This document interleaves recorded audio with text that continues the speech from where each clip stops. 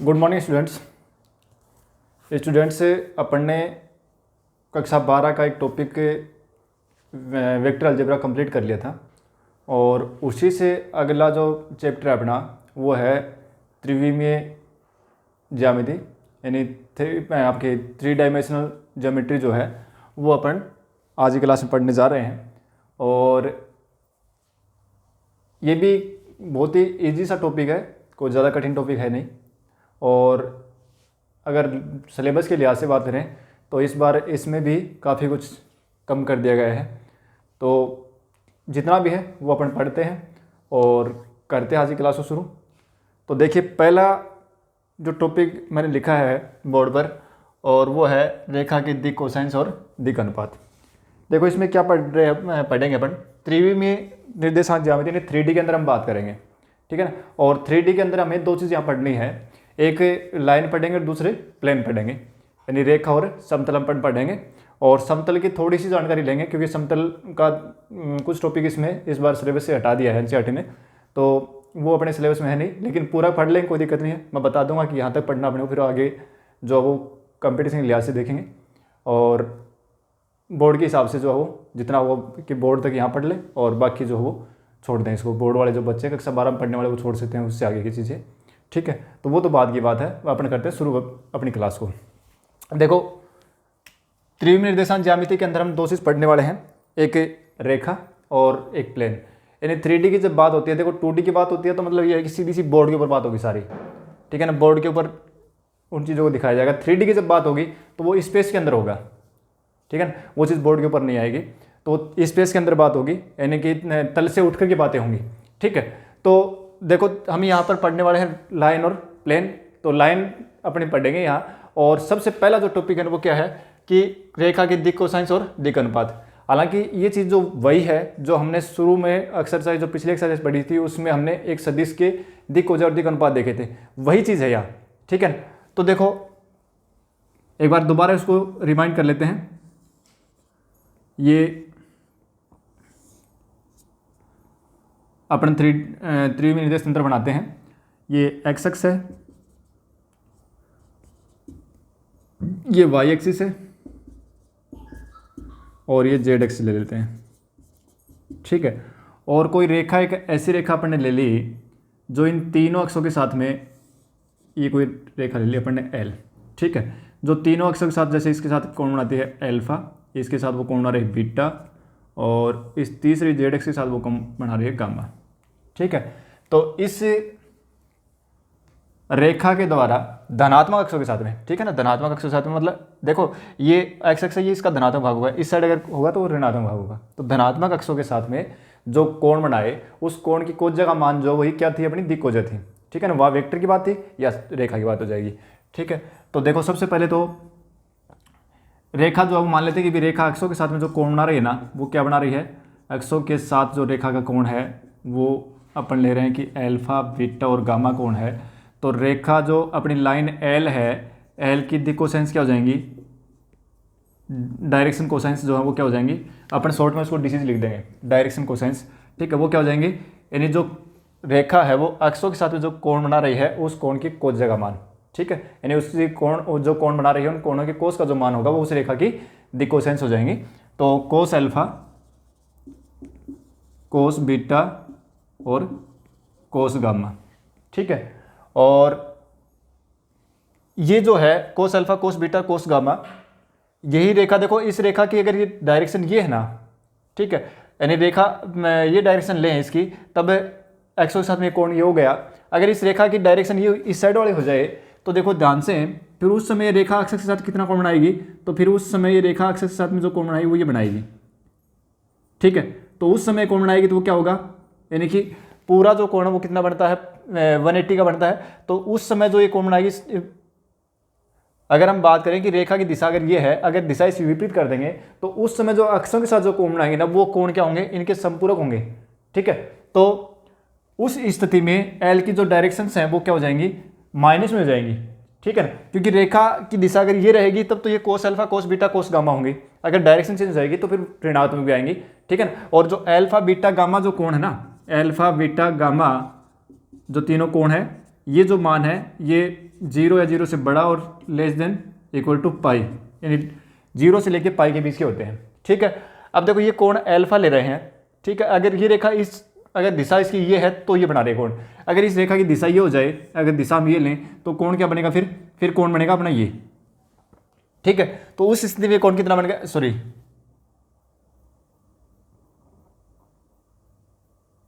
ठीक है ना, उस स्थिति में कोण बनेगा अपना ये, तो ये कितना हो गया, पाई माइनस अल्फा हो गया। ठीक है, तो ये ध्यान रखना अपने को कि अगर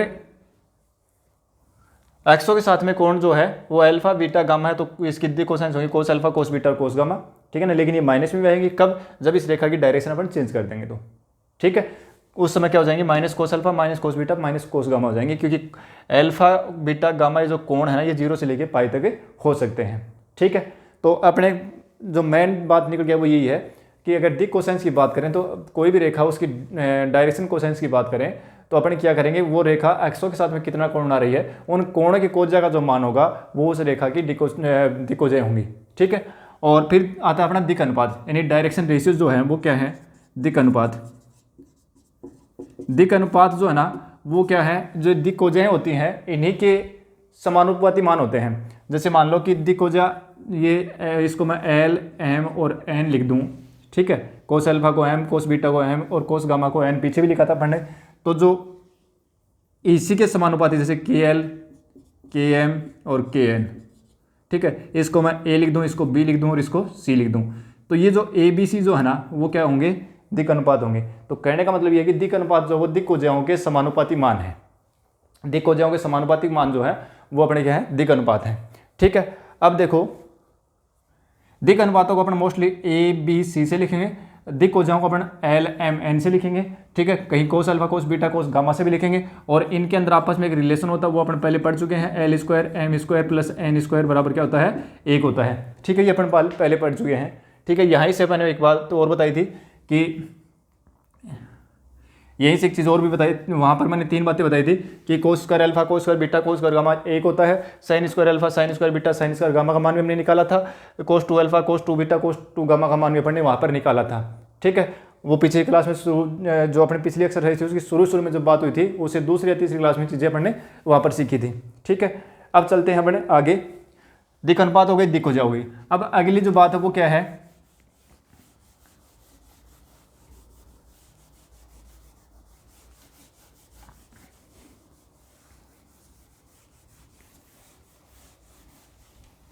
अगली बात यह है कि 2 बिंदु से अगर कोई रेखा जा रही है,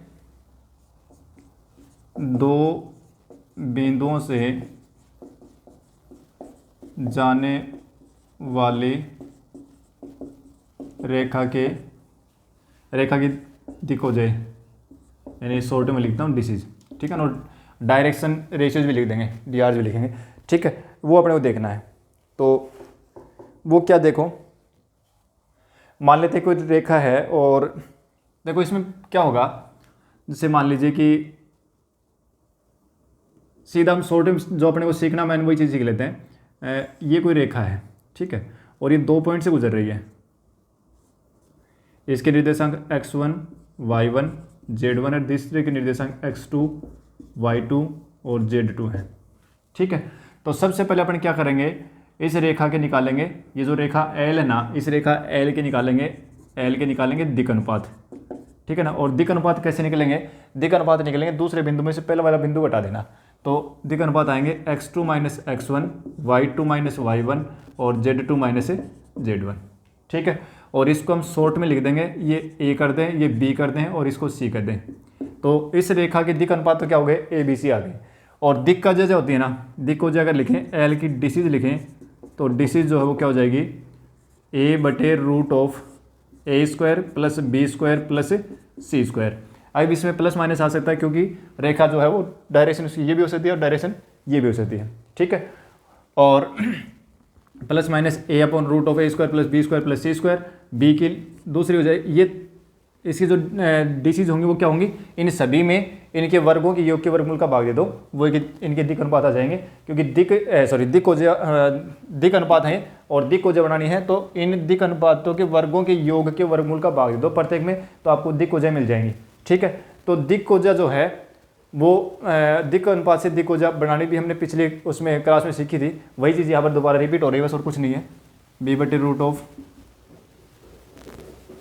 प्लस माइनस बी बटे रूट ऑफ आपका ये क्या जाएगा A square plus B square plus C square, और सी बटे root of A square plus B square plus C square. ठीक है, तो दो बिंदु से जाने वाली रेखा के अगर दिक्कोजा पूछे जाए तो पहले अपन दिक् अनुपात निकालेंगे और फिर दिक् अनुपात से अपन दिक्कोजा निकाल देंगे। ठीक है, ये थी अपनी दो रेखाओं से जाने वाली, दो बिंदु से जाने वाली रेखा की दिक्कोजा और दिक् अनुपात। अब देखो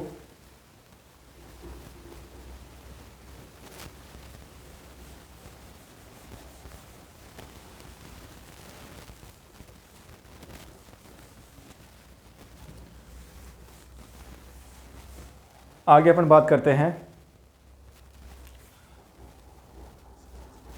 अक्षों की डिसीज, अक्षों की दिक्कोजाएं।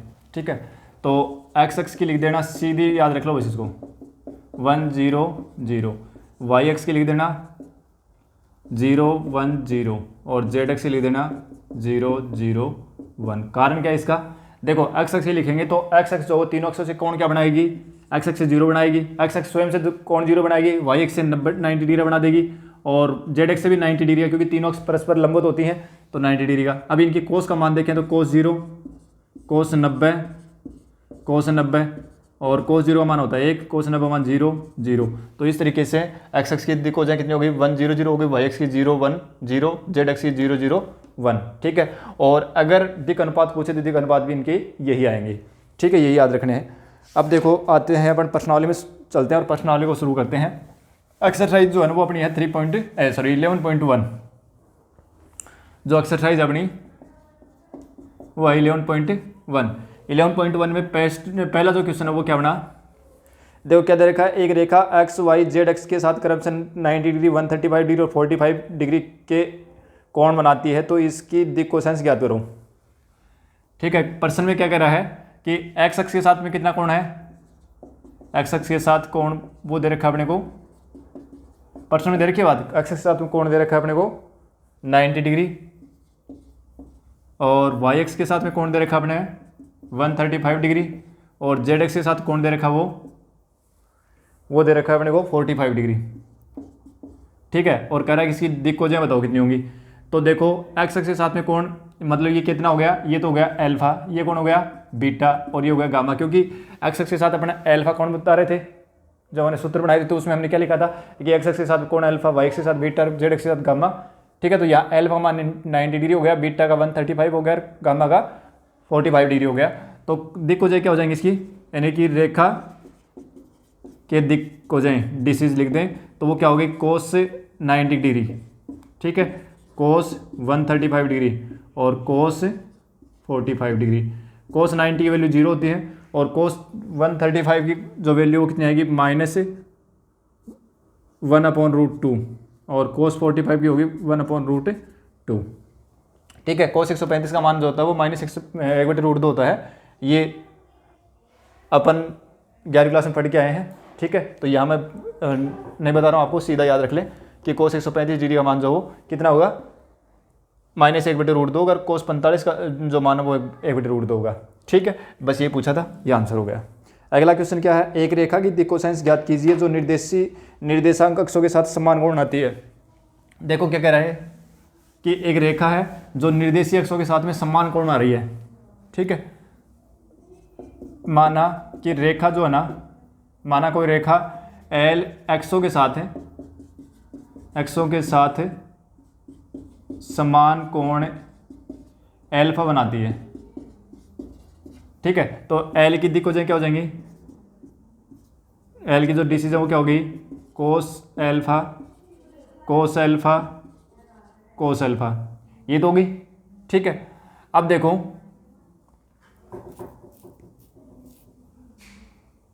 इनमें संबंध क्या होता है, cos square alpha plus cos square alpha plus cos square alpha, यानी दिक्कोजाओं का वर्ग ये कितना होता है 1 होता है। ये कितने हो गए 3 कोस स्क्वायर एल्फा, 1 2 3 हो गए ना, बराबर 1 कोस स्क्वायर एल्फा बराबर कितना हो गया 1/3, और कोस एल्फा बराबर कितना हो जाएगा ±1/√3।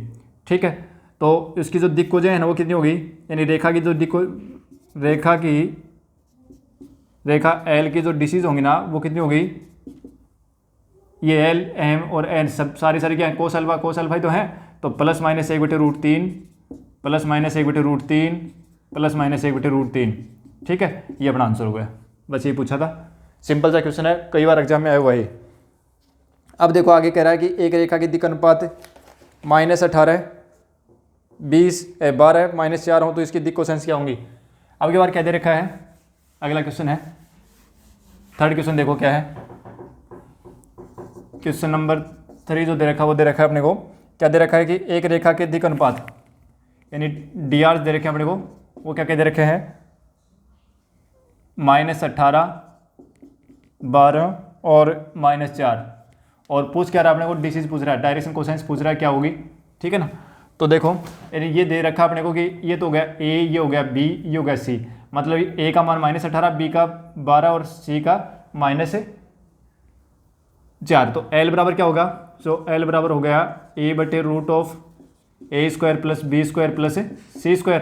रखो ए का मान कितना -18 बटे √(-18) का वर्ग करेंगे तो कितना हो जाएगा, 18 का वर्ग होता है हो गया 324। ठीक है, 12 का 144 और 4 का 16, जोड़ो इनको -18 बटे, और ये कितना आ जाएगा,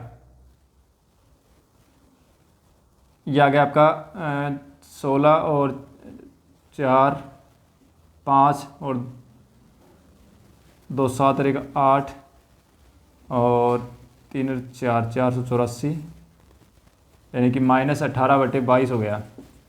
ठीक है, 484 22 का स्क्वायर हो गया।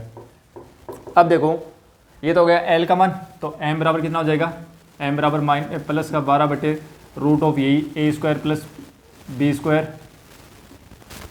प्लस c² और b बटे कितना है, b का मान है 12 है, और ये जो मान है ना ये सीधा लिख दिया, 22 लिख दें क्या, तो ये आ गया कितना आ जाएगा, 2 से कैंसिल हो जाएंगे 6 बटे और 11, और ये हो गया -9/11। इसी प्रकार से n का जो मान है वो कितना हो जाएगा, c/√(a² plus b² plus c², और ये हो गया c का मान कितना है -4 बटे इसका मान निकाला वो कितना है 22, कैंसिल हो जाएगा तो -2 से कटेंगे तो -2/11 है। तो इस रेखा की जो एल की जो डिसीज है ना वो कितनी आ गई, -9/11 6/11 और -2/11, ये पूछा था अपने को। ठीक है, कुछ नहीं है, दिक् अनुपात दे रखे हो तो दिक् कोजें निकालना कोई बड़ी बात नहीं है, दिक् अनुपातों के वर्गों के योग का वर्गमूल निकाल लो। ठीक है, और प्रत्येक दिक् अनुपात में भाग दे दो तो स्वतः ही आपको दिक् कोजें मिल जाएंगी। ठीक है ना, दिक् अनुपात दे रखे हो, दिक् कोजें निकालनी हो तो दिक् अनुपातों के वर्गों के योग का वर्गमूल, वर्गों का योग और फिर उसका वर्गमूल निकाल करके प्रत्येक दिक् अनुपात में दे दो, आपको दिक् कोजें मिल जाएंगी। ठीक है, ये अपने को याद रखना बस। फिर आगे चलते हैं, एक क्वेश्चन और है, वो अपना क्वेश्चन है 4th क्वेश्चन, देखो क्या है,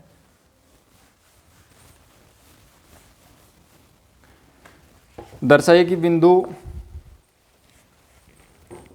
क्वेश्चन नंबर 4 दे रखा है, 3 बिंदु दे रखे हैं अपने को, ए जिसे कोऑर्डिनेट है 2 3 4, बी जिसे कोऑर्डिनेट है -1 -2 1, और सी जिसे कोऑर्डिनेट है 5 8 और 7। सरेख हैं, तीनों बिंदु सरेख हैं, ये बात अपने दर्शाना है।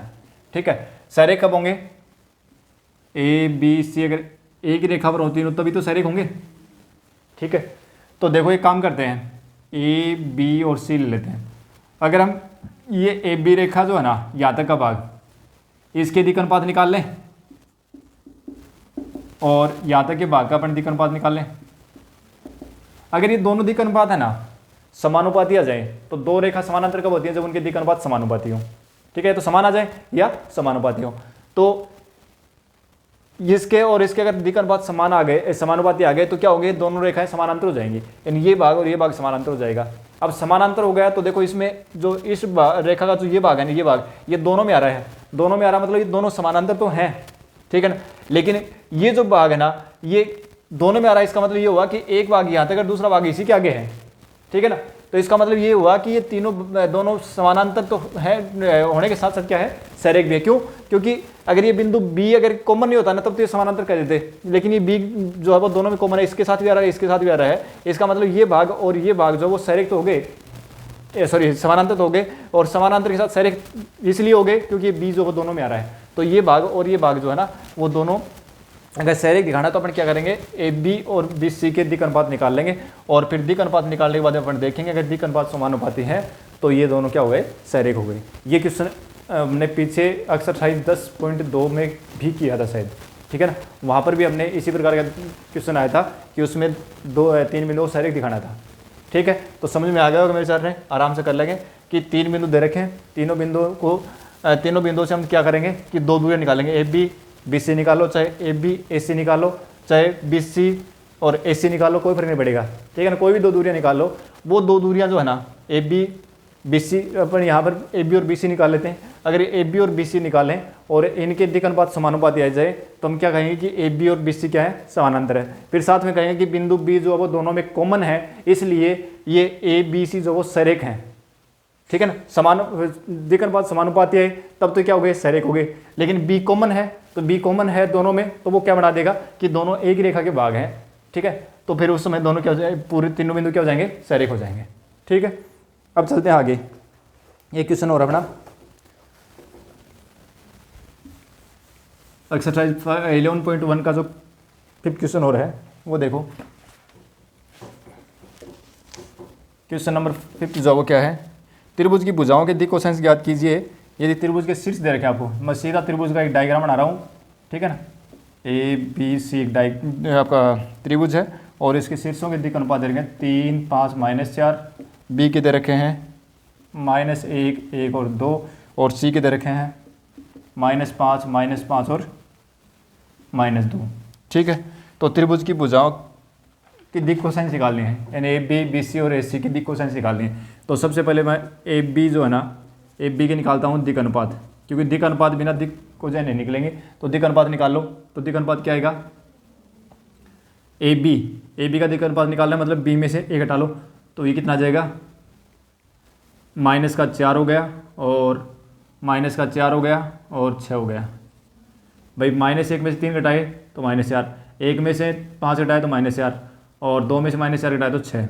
ठीक है, और फिर अपन क्या करेंगे कि इनके वर्गों के योग का वर्गमूल निकालेंगे ना, यानी a² + b² + c² निकालेंगे, तो वो क्या आएगा, उसका वर्गमूल ये निकालेंगे, तो √16 और +16 + 36, और 16 दूनी 32 और 36 68 हो गई क्या। ठीक है, और 17 चौक 68, इसको लिख सकते हैं 4 × 17। ठीक है, ये हो जाएगा 2√17।